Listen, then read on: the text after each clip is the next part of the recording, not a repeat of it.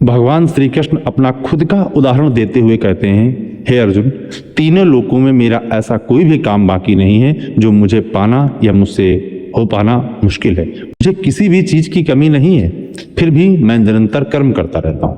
अगर मैं कर्म करना बंद कर दूं तो संसार में व्यवस्था बिगड़ जाएगी अर्जुन, और यह सारी सृष्टि नष्ट हो जाएगी। इसलिए एक ज्ञानी व्यक्ति को चाहिए कि वह अज्ञानियों को काम छोड़ने की सलाह ना दे, बल्कि खुद सही तरीके से कर्म को करे, जिससे कि समाज के सामने आदर्श स्थापित हो सके। इसके साथ ही वे चेतावनी देते हैं और कहते हैं कि दूसरे के धर्म या रास्ते पर चलने से बेहतर है कि इंसान अपने स्वभाव और कर्तव्य का पालन करे।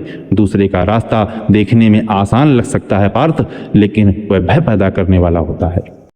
और वे अंत में एक चौथा और सबसे विस्फोटक हिस्सा बताते हैं। अर्जुन जब पूछते हैं, हे कृष्ण, फिर इंसान ना चाहते हुए भी किसी अदृश्य ताकत के दबाव में आकर पाप क्यों कर बैठता है?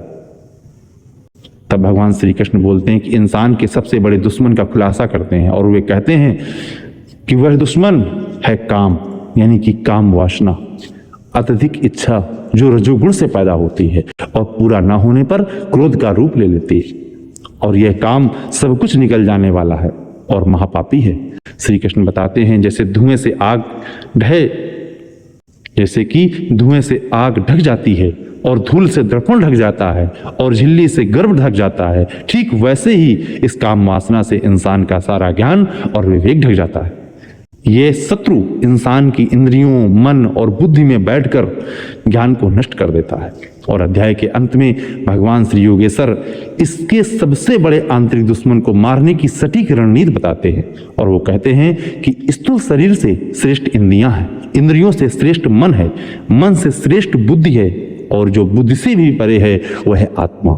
इसलिए अपनी आत्मा को पहचान कर, बुद्धि को मजबूत कर, अपने मन व इंद्रियों को नियंत्रण करके इस काम रूपी दुर्जय शत्रु को मार गिरा अर्जुन। इस प्रकार भगवान श्री कृष्ण ने तीसरे अध्याय में साफ कर दिया कि कर्म भागना संन्यास नहीं, बल्कि अपने स्वार्थ को छोड़कर निष्काम भाव से जिम्मेदारी निभाना ही सबसे बड़ा योग। बोलो जय श्री राधे कृष्णा। और आपको जानकारी कैसी आई तो आप अनटोल्ड इनसाइट 13/22 को फॉलो और लाइक जरूर करते हैं। जय हिंद।